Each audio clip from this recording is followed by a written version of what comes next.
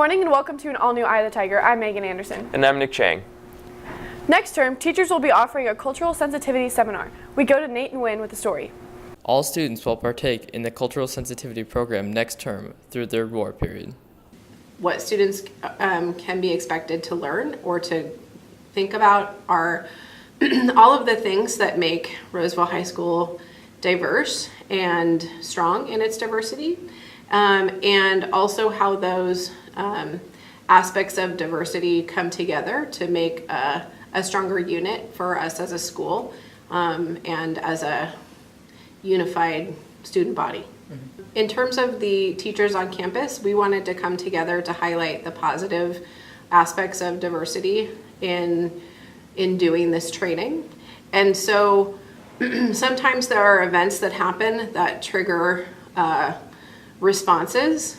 In this case, there were multiple things that brought to our attention the need to have an open communication and dialogue so that dialogue could better our community and our environment. Seidler hopes the program will encourage our campus to embrace diversity. A role that we as educators have a role and responsibility to embrace the diversity that we see in our class, and that comes in many aspects. It comes through culture, it comes through diverse ideas, way of thinking. It's not just diversity how someone looks. Diversity in how you see someone can be only skin deep. Last Friday was the career fair. Many companies, colleges, and businesses came to the career fair to give students an example of what they can pursue in the future. I'm definitely looking forward to going again in the future, just help specifying my knowledge of what I want to do and just find a pathway to my career. We now go to Josh Carson with sports. Good morning and welcome to this week's edition of EOTSN. I'm Josh Carson. I know we talk a lot about expectations around here, but when it comes to this year's varsity boys basketball team, the bar has been set, and set high. This is the year that the seniors, part of the class of 2017, have been talking about since 2013 when they were freshmen. Now we are all gearing up to witness the product on the hardwood.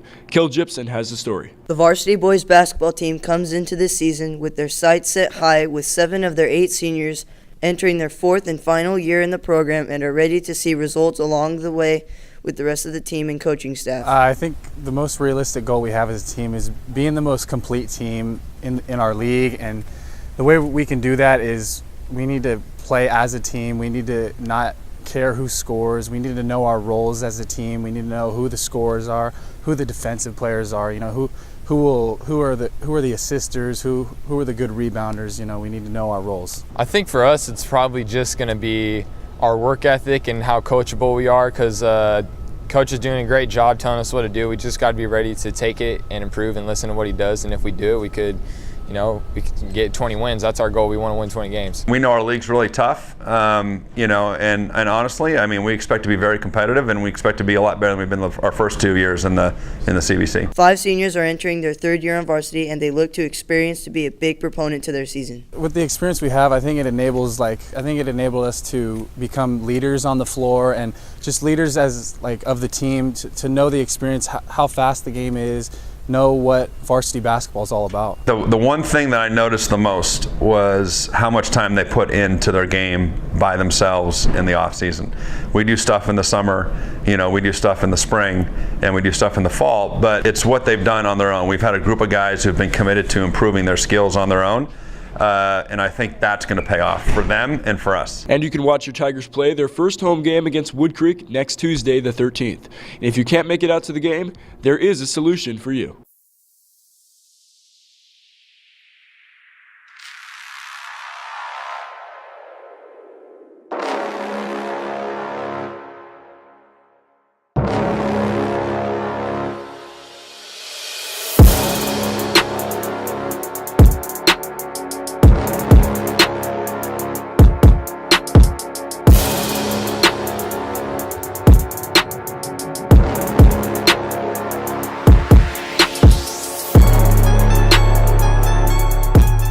The live stream will start at 7 p.m. on eyeofthetigernews.com. We encourage you to tune in.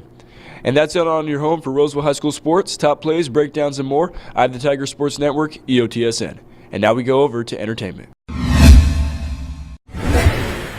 The highly anticipated RPG Final Fantasy XV was released on November 29th for only the Xbox One and PlayStation 4 consoles, which is a big deal. Final Fantasy is a huge game franchise, and this most likely will not be released to the gigantic PC community. The game comes with beautiful and breathtaking graphics, intense combat, and an amazing open world. One thing I found kind of bothersome was how much walking there was. The trailer for this game showed insane combat and insane gameplay. And to be fair, the game did deliver these things, but you're hit with the realism that the whole game isn't just the Backstreet Boys fighting a gigantic monster. Overall, I highly recommend this game to any fan of Final Fantasy and any fan of RPGs. For the Call of Duty or sports game only fans, this game will do nothing but bore you. Now back to Megan with more news. Thanks, Gabe. A second-year teacher at RHS has overcome a learning disability he struggled with during his youth. Social science teacher Ricky Nunn first learned he had audio displacement when he was in 3rd grade. I think growing up early on, it was probably early elementary school. My teachers started to realize that I was having a hard time writing and keeping up with certain things. So probably I'd say I didn't start testing till 3rd/4th grade.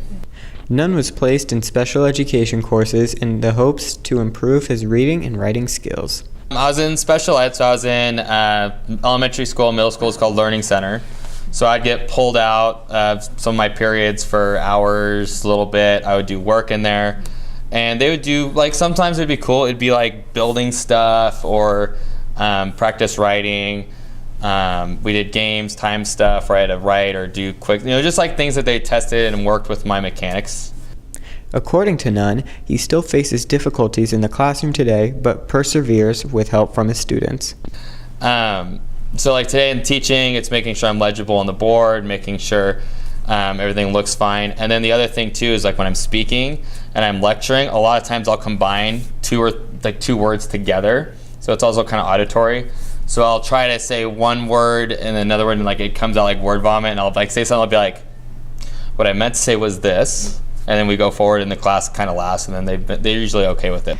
Nunn believes there are common misconceptions surrounding special needs kids. I'm teaching, I'm coaching, I'm in a great district, I have great, coworkers, great students. I'm really happy. I guess only like a goal I would want is for students and people to kind of ditch the perception that special ed means you're, dumb or you have issues. It's like, yeah, I had a problem writing or doing this, but I played college athletics. I am pretty sociable. I can do all the same things. It didn't change where I was. It's just when I would write or sometimes I speak, I have a couple errors here and there, and I just had to work on it, and it's fine. As a reminder from the Math Club, they'll be holding tutoring for all students. That's it for us today on Eye of the Tiger. And remember, we're always on at eyeofthetigernews.com. See you next time.